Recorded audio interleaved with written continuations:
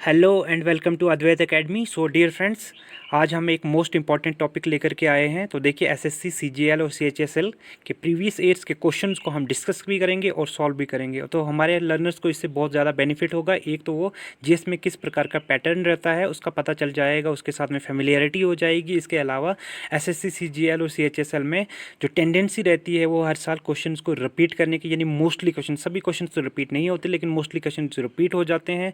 तो question repeat होने की वजह से यहाँ पर हम जो भी क्वेश्चन को डिस्कस करेंगे उनके लिए वो प्रिपेयर भी हो जाएंगे। चलिए क्वेश्चन नंबर 1 से स्टार्ट करते हैं।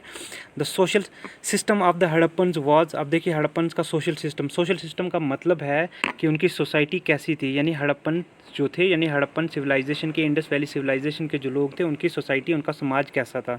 अब देखिए, option A fairly egalitarian society, option B slave labour based society, option C colour varna based society, option D caste based society. तो उनकी सोसाइटी कैसी थी हम आपको बताते हैं। तो इसका राइट आंसर जो है वो ऑप्शन ए है, फेयरली इगैलिटेरियन सोसाइटी। इगैलिटेरियन का मतलब है कि यहाँ पर इक्वालिटी थी सोसाइटी में, समाज में किसी प्रकार का डिवीजन नहीं था, ना ही लेबर बेस्ड कोई डिवीजन था, ना ही कलर बेस्ड यानी वर्ण बेस्ड भी कोई डिवीजन नहीं था वहाँ पर, और कास्ट के आधार पर भी कोई डिवीजन नहीं था। क्वेश्चन नंबर 2 के ऊपर चलते हैं।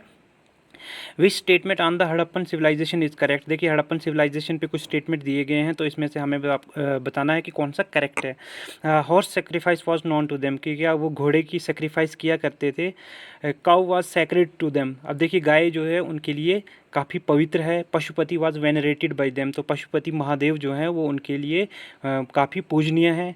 The culture was generally static, तो कल्चर क्या है कि स्टैटिक है, उसमें कोई डायनामिज्म नहीं है। तो इसका राइट आंसर जो है वो है Pashupati was venerated bye them, यानी पशुपति जो थे, जिन्हें हम मॉडर्न टाइम में लॉर्ड शिवा के नाम से जानते हैं, तो हिंदू धर्म के जो लोग हैं उनकी पूजा किया करते हैं। तो सील्स पे भी हड़प्पन की जो सील है वहाँ पर हमें पशुपति मिले हैं। तो हड़प्पन जो लोग थे वो पशुपति की पूजा किया करते थे। ये लोग योनि और लिंगम की ही पूजा किया करते थे।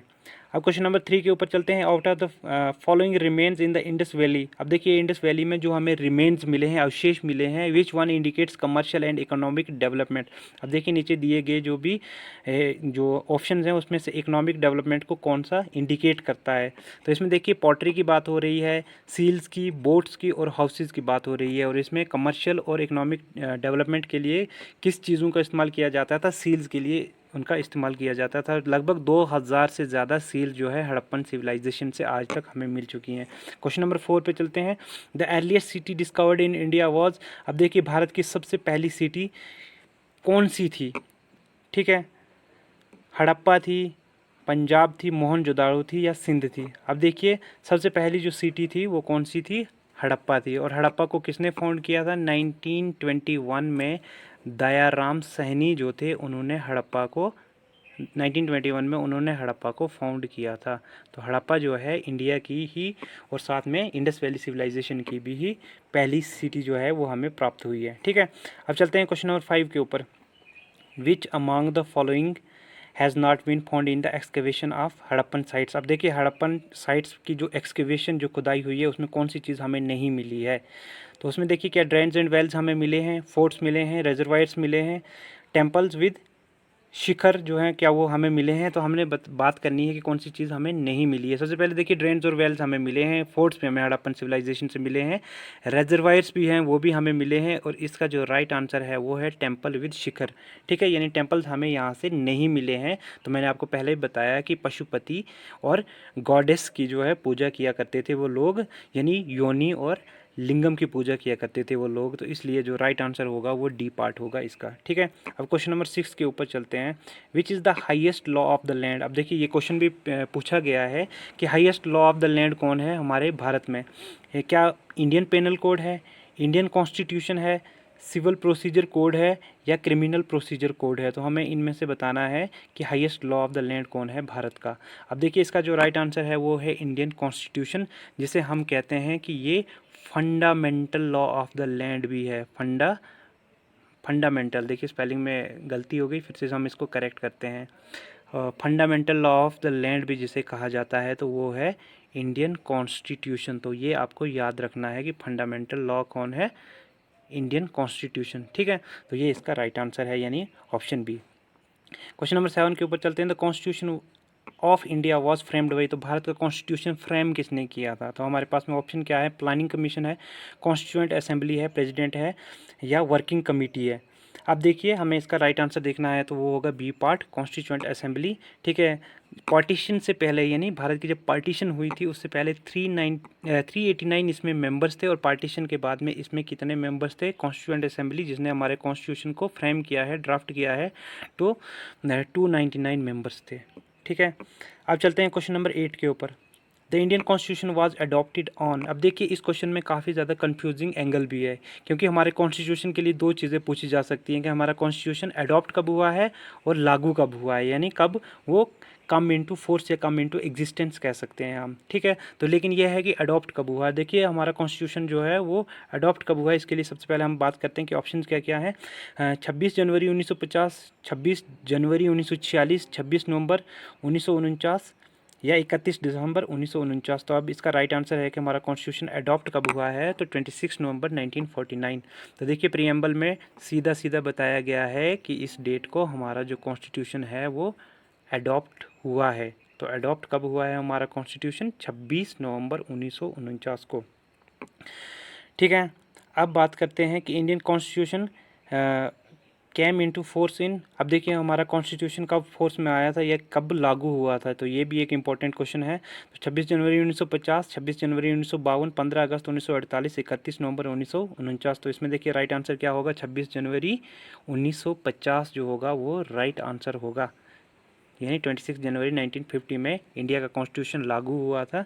ठीक है, तो ये आपके लिए इम्पोर्टेंट है। और 26 जनवरी को ही क्यों लागू हुआ था इसकी अगर हम बात करें तो इसमें देखिए 1929 में एक लाहौर सेशन कराया था इंडियन नेशनल कांग्रेस ने। तो लाहौर सेशन में क्या हुआ था, एक इम्पॉर्टेंट रेजोल्यूशन बनाया गया था, वो था पूर्ण स्वराज का। पूर्ण स्वराज यानी कंप्लीट इंडिपेंडेंस की बात कही गई थी, तो ये आपके लिए इम्पोर्टेंट है।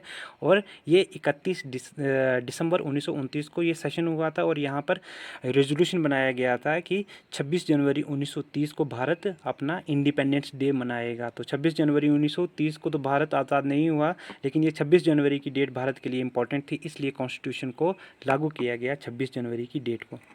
ठीक है, 26 January selected as the date for the inauguration of the Indian constitution. अब देखिए यही क्वेश्चन है कि 26 जनवरी जो है तो वही इनाग्रेशन जो है डेट क्यों लगाई गई हमारे कॉन्स्टिट्यूशन की, तो यानी 26 जनवरी ही क्यों सिलेक्ट किया गया, उसी डेट को हमारे कॉन्स्टिट्यूशन का इनाग्रेशन क्यों हुआ। तो हमारे पास में ऑप्शन देखिए, it was considered to be an auspicious day, कि एक इंपॉर्टेंट डे था हमारे लिए, पवित्र दिन था।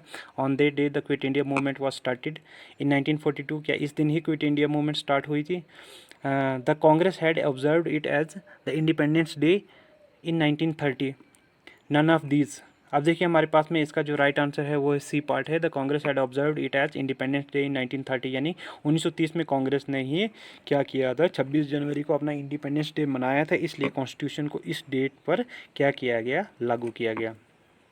नेक्स्ट क्वेश्चन चलते हैं, यानी क्वेश्चन नंबर 11 के ऊपर। मिल्की वे यानी गैलेक्सी जो है वह फर्स्ट सीन बाई, तो किसने, milky way Galaxy was first scene by, तो सबसे पहले किसने देखा था इसको अपने टेलीस्कोप से, तो वो हैं गैलीलियो गैलीली।